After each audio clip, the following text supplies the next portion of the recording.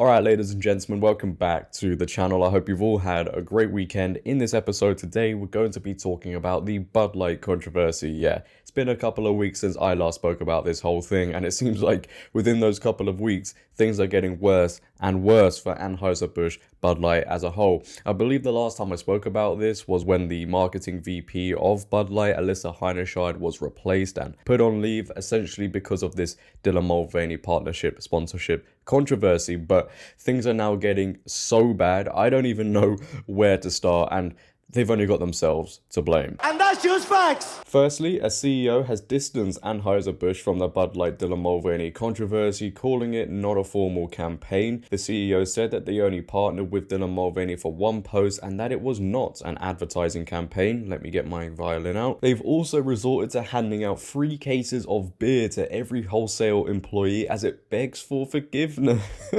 After the Dylan Mulvaney fiasco, as an expert has warned, the firm's compass is broken. The Red Sox fans at Fenway Park also shut out Bud Light over the Dylan Mulvaney fiasco. The Boston Red Sox fans at Fenway Park were seemingly walking past Bud Light vendors to purchase their stadium refreshments at other concession stands as the Dylan Mulvaney controversy continues to saddle the beer maker, and here is the viral video going around on social media to go along with that. Guys, this is so funny and bizarre. Look at that. That is the Bud Light. That is every single Bud Light stand, right? We're at the Red Sox game. That's what the Bud Light stands for. So yeah, things are not looking good for Bud Light, Anheuser-Busch whatsoever, and do I feel sorry for them? I don't think a load of people do, right? They brought this on themselves. They chose, whether they like to admit it or not, to get into the culture war at the expense of their target audience. They slap them in the face to be seen as progressive, inclusive, whether they like to admit it or not. And I tell you now, it doesn't matter if it's Anheuser-Busch, Bud Light, all of these companies take their target audience for granted so much that they really think they can pull any stunt and eventually they're going to be okay with it. Well, clearly not. I've said this plenty of times before, you know, many people have said it, you probably felt it right at the beginning of this boycott. It's bigger than anyone could have imagined. I'm still sat here seeing all of this go down and I still can't believe it has gone this far, and that's in a positive way, because normally when these situations happen, a company goes down the progressive route, people are annoyed, angry for like 5 minutes and then they move on to something else. But everybody is stuck by this one. They've kept on going. They voice their opinions, raise their concerns, and it shows everybody you can make change. Now, there is one side who is also getting into the boycott. Yeah, as you've seen by the title, it's not only conservatives deciding to boycott Bud Light and Anheuser-Busch.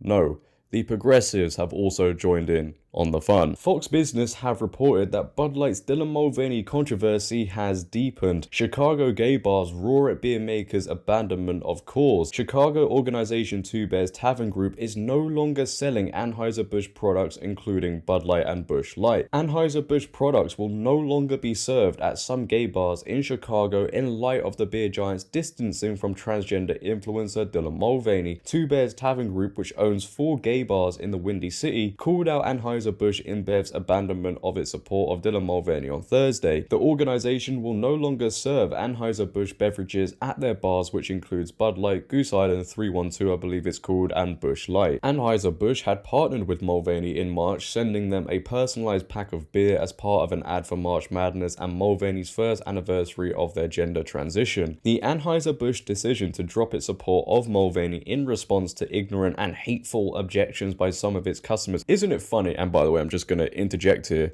that when conservatives raise their voice, it's labeled by the progressive side as hateful and ignorant, but when they do it, it's all fine. It's sunshine. It's rainbows. It's funny how it all works, isn't it really? And that's just facts! But carrying on, the Anheuser-Busch decision to drop its support of Mulvaney in response to ignorant and hateful objections by some of its customers shows how little Anheuser-Busch cares about the LGBTQIA+ community, and in particular transgender people, who have been under unrelenting attack in this country, the statement read from Two Bars Tavern Group. CEO Brendan Whitworth's excuse that Anheuser-Busch never intended to be part of a discussion that divides people was tantamount to saying that the rights and safety of transgender people are topics worthy of debate, the statement added. Now, I don't know personally, and maybe this is controversial to say, who knows, everything is at this point, right? But I don't know personally how they've managed to squeeze in trans people's safety into the whole Bud Light boycott. I guess they've got to guilt trip people into certain agendas. But this is all come down to, at this point, the stage Bud Light are in because they haven't chosen a side. Anheuser-Busch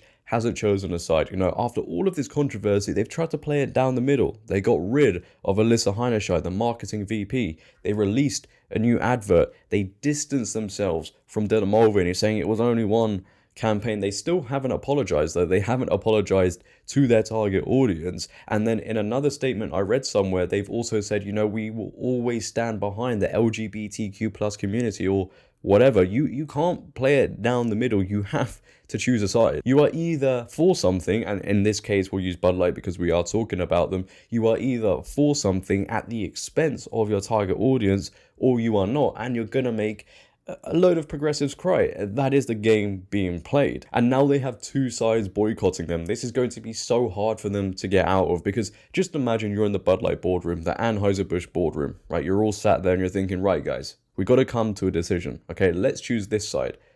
They can't even do that, because once they choose one side, the other side is going to be very frustrated and gonna push harder. And you know, thinking about it more as well, you can't tell me that other gay bars aren't going to follow suit now. They've seen what these bars in Chicago are now doing. You can't tell me other ones aren't going to do the same. Of course they will. They've really made their own bed, and they're going to have to lie in it. They're going to have to be tucked in and put to sleep. There is no other ways about it, unfortunately. I do have to say, you know, Nike have really gotten away with one here, you know, with the whole Dylan Mulvaney sports bra leggings brand deal. They've really gotten away with one here, because imagine if the boycott was as big as the Bud Light one. It would be huge, right? There would be articles every single day. It would be insane. So they should count themselves lucky, really. But back to Bud Light for just a second. You know, with the leftist progressives now boycotting them, we all know how they boycott, right? They go hard. We've all seen it in the past. So in Bud Light's case, conservatives have rocked them. Okay, they've hit them with a jab. Okay, and now progressives are going to come in, they're going to boycott, and they're going to hit him with a right hook. It's honestly like a boxing match, okay? The opponent is staggering, everybody's telling him, stay down, stay down. They don't stay down, and they get knocked out, ice cold, white towel thrown in, etc., etc. This is Bud Light right now, okay? They're done. I would just give up at this point, because you're not going to be able to please anybody. You went down this route, and these are the consequences you are facing. How they get out of this one, I don't know. Maybe you guys can leave some opinions down below. All we know is their brand image has been tarnished forever. There is no recovering that one. People will always remember what has happened. And that's just facts. But that is the end of the episode, ladies and gentlemen. I hope you have enjoyed today. If you have, make sure to leave a like rating. If you're new, hit that big red subscribe button and turn on bell notifications so you never miss a video. However, until next time, it has been your boy JD. Have a great day. Stay safe. I'm out. Peace.